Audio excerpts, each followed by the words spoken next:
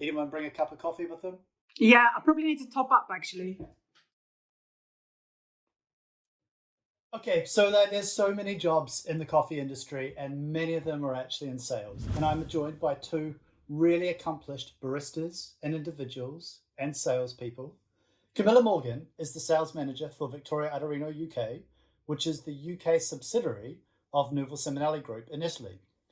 And they own the Victoria Arduino brand. So Victoria Arduino actually makes traditional espresso machines and grinders, and then it's Camilla's job to be able to sell them to UK customers. Before working at Victoria Arduino for the last 2.5 years, she worked at Melita. Did I get that correct? Yeah. And they sell bean to cup machines. So she's had a really wide variety of sales jobs within the coffee industry, and we look forward to exploring her experience. Simon Lewthwaite is the Senior Barista Market Developer for Oatly UK. Simon, did I get your job title correct? Yeah, it's very wordy. The Barista Market Development Lead. And Oatly is a Swedish company that makes oat milk. And he started his job just 12 weeks ago. But before that, he'd obviously had a wide variety of roles at Caravan, from barista to working in the roastery to working in different sales roles in the team. Simon, when did you get your first sales job? It would have been probably 3 years before I landed in the UK. So I met a sales role in New Zealand for toasted espresso. And then obviously when I landed in London, you got to start on a new ladder. So I began out as a senior barista at King's Cross. And then I think by the end of that year, the well-known Dan Thompson had moved on to Soho House Group, and I filled his shoes in the sales team at Caravan Coffee Roasters. So one of my first bosses, in fact, my first boss, she taught me that everybody sells something for a living. So if you're a barista or you're a waitstaff, it's your job to sell coffee to customers. It's your job to keep them happy so that they keep coming back and buying more coffee. And you want them to feel so good that they tell their friends about it so that their friends come to the coffee shop and you sell more coffee. And as you move into different jobs in the sales industry, it means that you start selling different things to different people. So in a coffee shop, it's B2C. So that's business to customer. Camilla, for example, it's her job to sell espresso machines. So she sells as a business to another business, a coffee shop, who then uses the espresso machine to be able to turn that into coffee.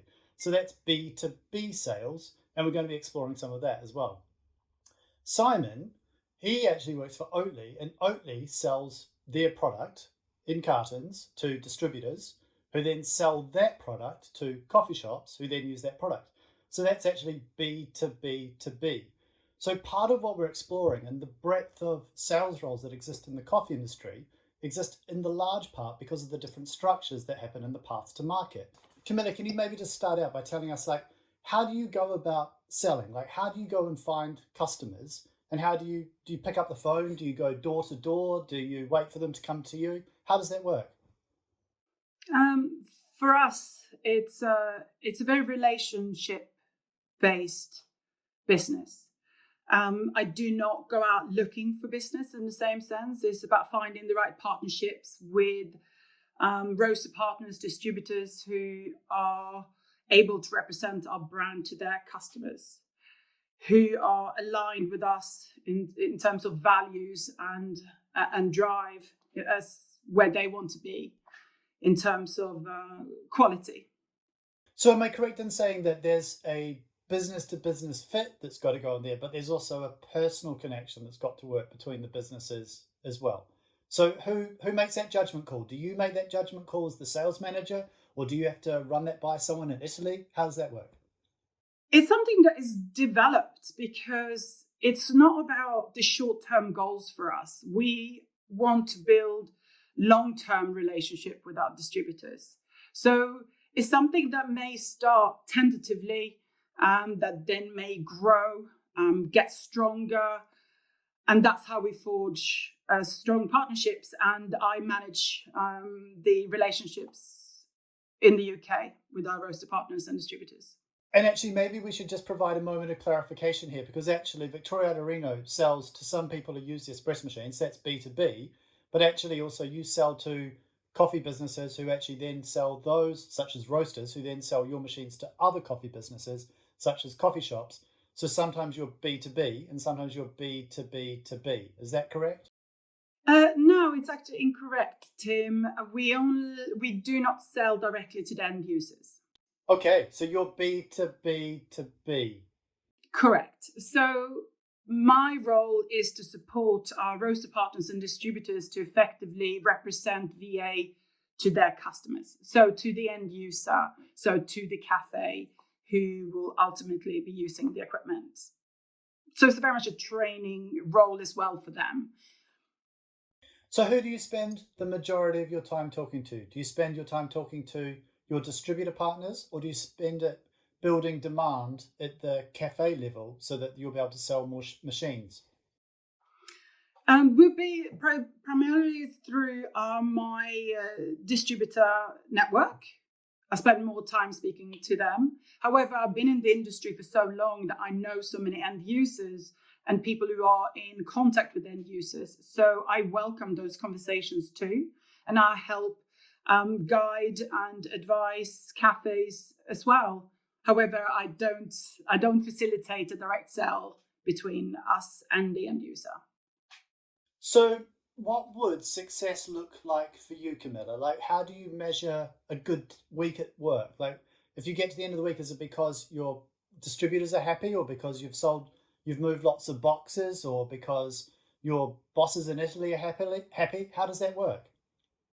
Well, it's very easy to quantify success in financial terms, but I have to go back again to that relationship, because sales comes out of strong relationships. But it's not just about selling for the sake of selling. It has to fit. It has to be the right solution, or the customer won't come back to you. So it's about helping guide the distributors and their end user to find the right fit. So a good, successful week, it sounds cheesy, Tim, but it's a happy customer and a happy end user.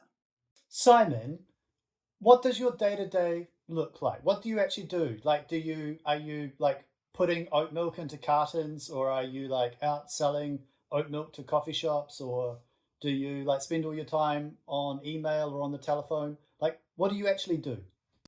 So I'm a people manager, basically. So I've got a team of 4 amazing baristas and people that work on the ground with our coffee shops on a personal level. So my day to day is managing them, is managing expectations, is kind of facilitating relationships between Oatly, the company, and the distributors. So the first stage in that process of getting it to a cafe or a coffee shop, and then we're really looking at my time is predominantly with my team and making sure that we're heading in the right direction and sort of ticking boxes that all meet the where we want to be heading and like the way we want to head there.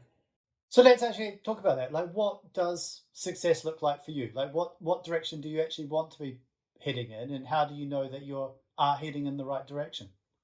Well, I think like for us, we consider that the use of oat milk is more than just providing an option for dairy intolerance or whatsoever. It's more of a thought about sustainability and a bit of change and creating positive and meaningful change. So for us, a successful week for any of our BMDs that are on the ground, creating establishing a new relationship or opening up a new piece of information to someone who may not have heard that before is where we sort of gauge the most success.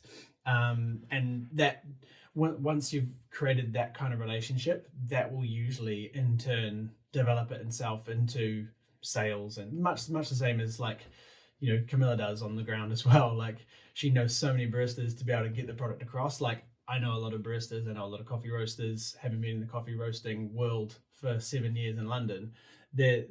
All of those parts play a massive kind of all those smaller parts, play a massive part as they come together in the delivery of what we're doing. And for myself, I'm not so much on the ground anymore. I do go to local coffee shops and I do, peddle it because I like doing the chat. You can't. Absolutely. Yep. Face to face, it's golden, right? Yeah, I think all the that's what time. many people who are watching this will be surprised about is that they think of sales as being a very like hard process where you're essentially like selling door to door and it's really about closing deals right then.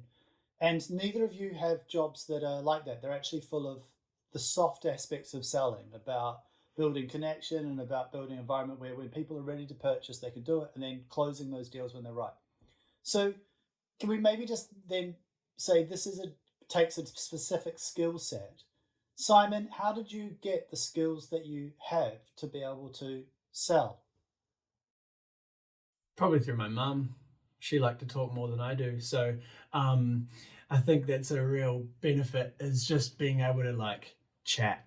And it's being genuine, and it's having a direct understanding of like where the other person's standing. And I think it starts as a barista, right? Like for me, it all started with being able to deal with at King's Cross. We had some crazy people coming through, so from the arts department of CSM, but then we also had professors in suits, and we also have people from the Guardian newspaper coming in for interviews. So we had this like huge like array of different people that we had to be able to meet on a level of, I'm going to sort you out with a coffee. And it starts with that kind of understanding and that genuine approach to dealing with anyone on a day-to-day basis. Camilla, how did you build your sales skill set?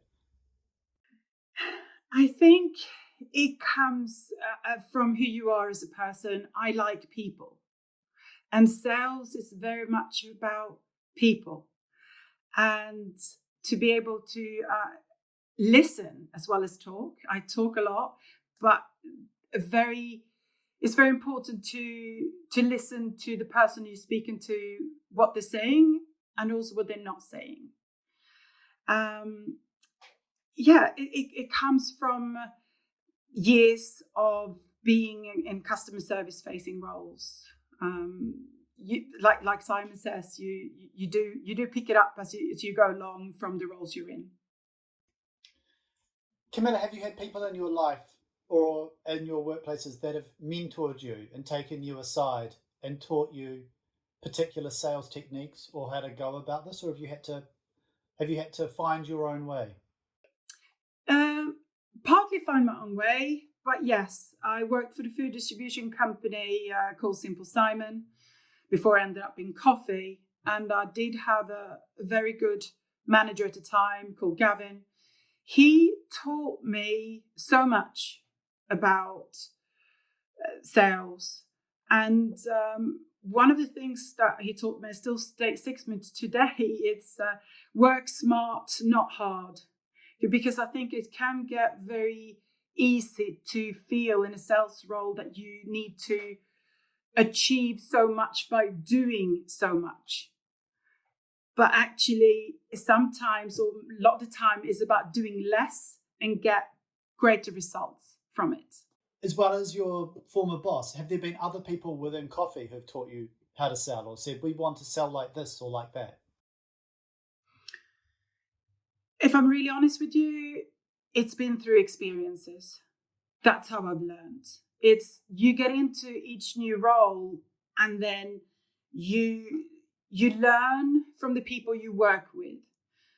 And you can't be afraid to ask, because we all go into this and we don't know what we're doing. And still today, I feel like there's so many things that I don't know. And it's finding people in your environment who knows more than you. And the mentorship changes as you grow and as you develop in your professional career. But your peers are the best source for growth and development, for sure. Simon, what about you? How have you learned, like your mother obviously played a really foundational role in building out some of your person and your sales technique.